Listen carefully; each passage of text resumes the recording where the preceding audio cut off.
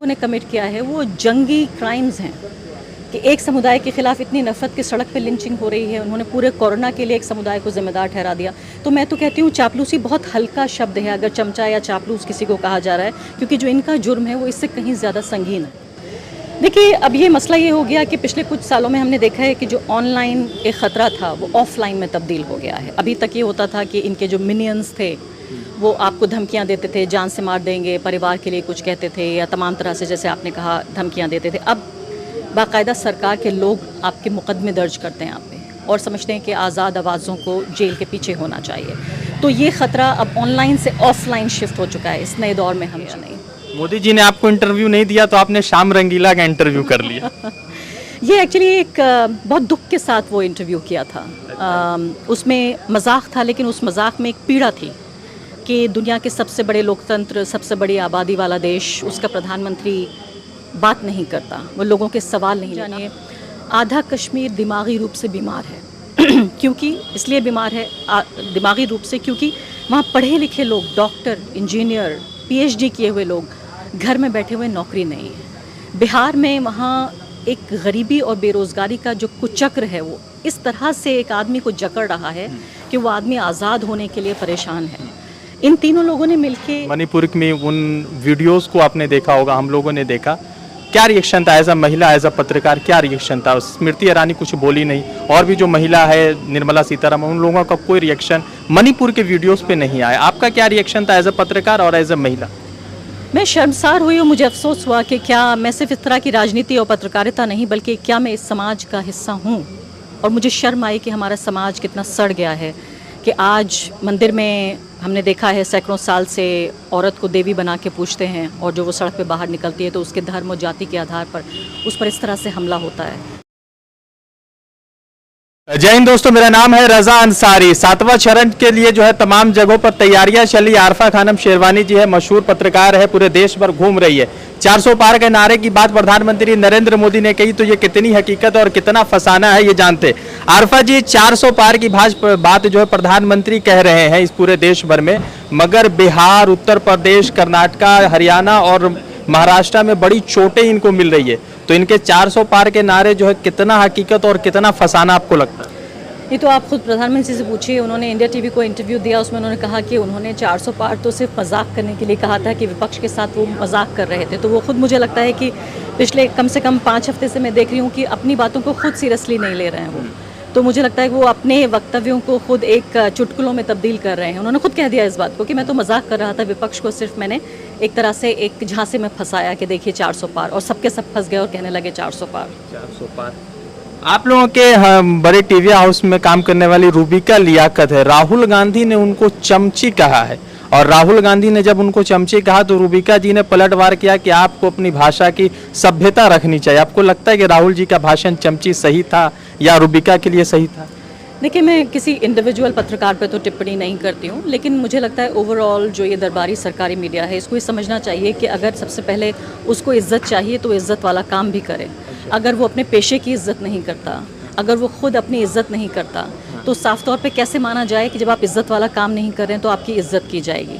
और चमचा उन लोगों को कहा जाता है जो चापलूसी करते हैं लोगों की। मुझे लगता है यहाँ तो हमारा ये दरबारी सरकारी मीडिया है चापलूसी से बहुत आगे निकल चुका है। ये तो नरसंहार की पत्रकारिता कर रहा है, जहाँ एक समुदाय के खिलाफ इतनी नफरत उसने सड़क पर फैला दी है कि एक तरह से दिखने वाले लोगों का जीना दूभर कर दिया है।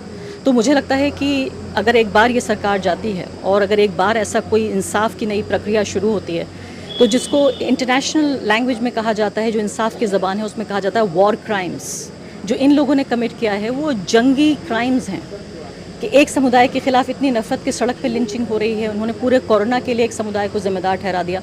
तो मैं तो कहती हूँ चापलूसी बहुत हल्का शब्द है अगर चमचा या चापलूस किसी को कहा जा रहा है, क्योंकि जो इनका जुर्म है वो इससे कहीं ज़्यादा संगीन है। आपने इंटरव्यू के लिए नहीं पूछा? प्रधानमंत्री सभी छोटे बड़े चैनलों को इंटरव्यू दे रहे हैं। मैंने ईमेल किया है उनको जवाब का इंतज़ार कर रही हूँ, और मैंने सुना 71 इंटरव्यू वो एक ही महीने में दे चुके हैं, इसी मई के महीने में, और हो सकता है कि मई के आखिर होते होते ये 100 तक पहुँच जाए। अभी तो 3-4 दिन बाकी हैं। आपको भी फेसबुक, यूट्यूब और इंस्टाग्राम और ट्विटर पर रेप थ्रेट, डेथ थ्रेट आते हैं, तो इन लोगों को क्या कहना चाहिए? देखिए, अब ये मसला ये हो गया कि पिछले कुछ सालों में हमने देखा है कि जो ऑनलाइन एक ख़तरा था वो ऑफलाइन में तब्दील हो गया है। अभी तक ये होता था कि इनके जो मिनियंस थे वो आपको धमकियां देते थे, जान से मार देंगे, परिवार के लिए कुछ कहते थे, या तमाम तरह से जैसे आपने कहा धमकियां देते थे। अब बाकायदा सरकार के लोग आपके मुकदमे दर्ज करते हैं आप पे और समझते हैं कि आज़ाद आवाज़ों को जेल के पीछे होना चाहिए। तो ये ख़तरा अब ऑनलाइन से ऑफलाइन शिफ्ट हो चुका है। इस नए दौर में हम जी रहे हैं। अखिलेश यादव, राहुल गांधी, तेजस्वी यादव, इन 3 युवाओं ने भाजपा के लिए सबसे बड़ी मुसीबतों का पहाड़ खड़ा किया। तो आपको क्या लगता है कि इन 3 युवाओं ने किस तरह से भाजपा को 400 पार के वाले नारे से रोका है?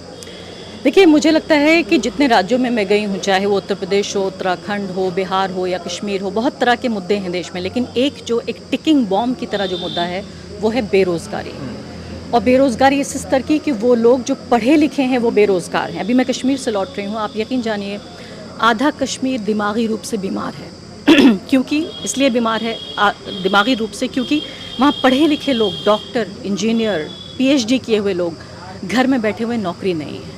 बिहार में वहाँ एक गरीबी और बेरोज़गारी का जो कुचक्र है वो इस तरह से एक आदमी को जकड़ रहा है कि वो आदमी आज़ाद होने के लिए परेशान है। इन तीनों लोगों ने मिलके इन युवाओं को एक तरह से उम्मीद दी है कि इस कुचक्र से निकलने का एक रास्ता हो सकता है। जिस चक्की में ये पीसे जा रहे हैं उस चक्की से निकलने का एक रास्ता हो सकता है। और मुझे ये लगता है ये बहुत ज़रूरी है कि अगर ये चुन के आते हैं तो इन लोगों की उम्मीदों को ज़ाया ना जाने दें।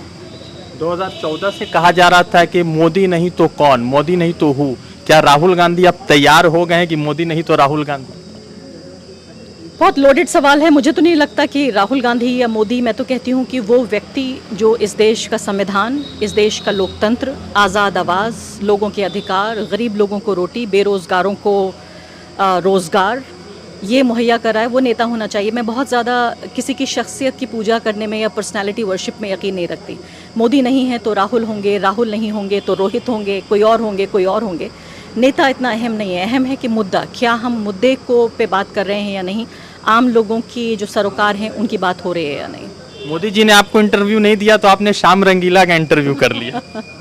ये एक्चुअली एक बहुत दुख के साथ वो इंटरव्यू किया था। उसमें मजाक था, लेकिन उस मजाक में एक पीड़ा थी कि दुनिया के सबसे बड़े लोकतंत्र, सबसे बड़ी आबादी वाला देश, उसका प्रधानमंत्री बात नहीं करता, वो लोगों के सवाल नहीं लेता। आप सोचिए कि क्या ये संभव है कि 10 साल के नरेंद्र मोदी के राज में उन्होंने एक सवाल का सामना नहीं किया। तालिबान ने इंटरव्यू कर दिया प्रेस कॉन्फ्रेंस। खैर वो अलग बात है, तालिबान के ऊपर किसी और रोज़ चर्चा होगी, लेकिन ये उनकी जो लोकतांत्रिक जिम्मेदारी है उससे बचने के लिए, डेमोक्रेटिक अकाउंटेबिलिटी, 10 साल एक तरह से एक मील का पत्थर होता है एक राष्ट्र के जीवन में, एक व्यक्ति के जीवन में, और वो 10 साल शासन में रह के बिना एक सवाल का सामना किए हुए अब फिर से कह रहे हैं कि हमें प्रधानमंत्री बनाइए। आखिरी सवाल, मणिपुर में उन वीडियोस को आपने देखा होगा, हम लोगों ने देखा, क्या रिएक्शन था एज अ महिला, एज अ पत्रकार, क्या रिएक्शन था? स्मृति ईरानी कुछ बोली नहीं, और भी जो महिला है निर्मला सीतारमण, उन लोगों का कोई रिएक्शन मणिपुर के वीडियोस पे नहीं आया। आपका क्या रिएक्शन था एज अ पत्रकार और एज अ महिला? मैं शर्मसार हुई और मुझे अफसोस हुआ कि क्या मैं सिर्फ इस तरह की राजनीति और पत्रकारिता नहीं बल्कि क्या मैं इस समाज का हिस्सा हूँ। और मुझे शर्म आई कि हमारा समाज कितना सड़ गया है कि आज मंदिर में हमने देखा है सैकड़ों साल से औरत को देवी बना के पूजते हैं, और जो वो सड़क पे बाहर निकलती है तो उसके धर्म और जाति के आधार पर उस पर इस तरह से हमला होता है। तो मुझे लगता है कि एक इंसान के तौर पर, एक राष्ट्र के तौर पर हमारी मौत हुई उस दिन, जिस दिन मैंने मणिपुर में इस तरह की घटना देखी कि एक महिला को सिर्फ इसलिए शर्मसार, बेइज्जत किया गया चूँकि उसकी एक ख़ास पहचान थी। तो अरफा खानम शेरवानी जी से बात हो रही थी, बहुत सारे मुद्दों पर बहुत ही अच्छे तरीके से इन्होंने बातचीत की। आपको कैसी लगी इंटरव्यू? द इंडियन खबर पर कमेंट करके बताइएगा। रजा अंसारी की रिपोर्ट।